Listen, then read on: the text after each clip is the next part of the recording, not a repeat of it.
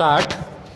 जब किसी भूमि क्षेत्र के संबंध में दिया जाने वाला लगान फसल के साथ बदलता रहे और ऐसी किसी फसल के संबंध में कोई विवाद हो तो तहसीलदार प्रार्थना पत्र प्राप्त होने पर फसल की हालत का अधिनिश्चय करने तथा यदि फसल को कुछ हानि हुई हो तो यह मालूम करने के लिए कि हानि किस हद तक हुई है भूमि क्षेत्र का निरीक्षण करेगा।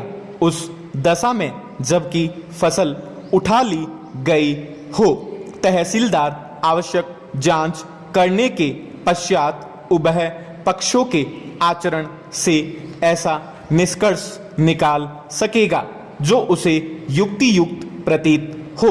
पैरा।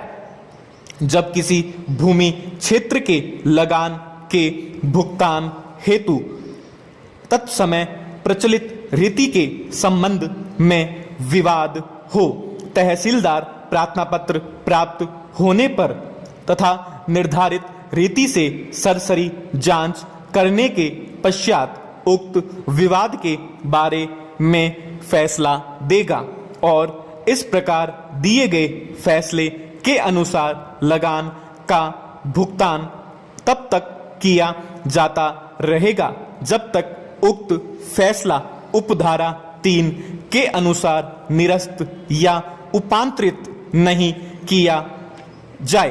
पैरा। कोई व्यक्ति जो उपधारा 2 के अंतर्गत दिए गए फैसले से व्यथित हो किसी भी आधार पर उक्त फैसले को संशोधित करवाने अथवा निरस्त करवाने के लिए वाद प्रस्तुत कर सकता है। पैरा।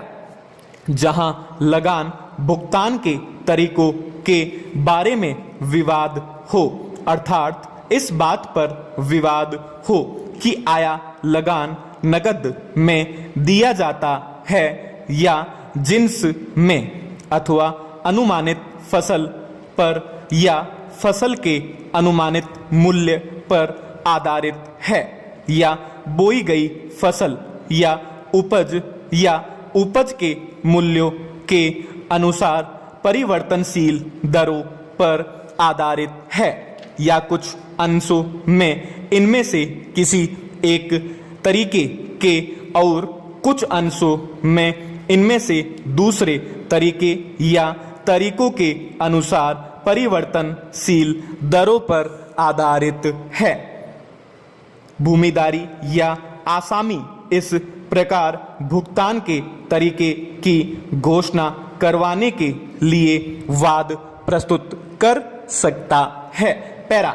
जब लगान जिन्स में दिया जाता रहा हो या फसल के अनुमान या फसल के अनुमानित मूल्यों पर आधारित हो या बोई गई फसल या उपज मूल्य के अनुसार परिवर्तनशील दरों पर आधारित हो या कुछ अंशों में इनमें से किसी एक तरीके के और कुछ अंशों में इनमें से दूसरे तरीके या तरीकों के अनुसार परिवर्तनशील दरों पर आधारित हो।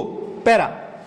किसी वाद में उपधारा 1 के अंतर्गत पारित डिक्री जिस वर्ष में वह डिक्री दी गई हो उसके पश्चात आने वाले कृषि वर्ष के प्रारंभ से प्रभाव में आवेगी जब तक कि न्यायालय विशेष कारणों से जो लिखे जाएंगे यह निर्देश न कर दे कि वह डिक्री अपेक्षाकृत किसी पहले की तारीख या किसी बाद की तारीख जो निर्दिष्ट की जाए से प्रभाव में आवेगी।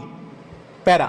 ऐसी भूमि की दशा में जो आसामी द्वारा सीधी राज्य सरकार से लेकर धारण की गई हो लगान में अंतर्वर्तन हेतु किसी भी वाद की आवश्यकता नहीं होगी और आसामी ऐसे अंतर्वर्तन के लिए सहायक कलेक्टर को प्रार्थना पत्र दे सकेगा और इस दशा में इस धारा के अन्य उपबंध इस प्रार्थना पत्र पर लागू होंगे।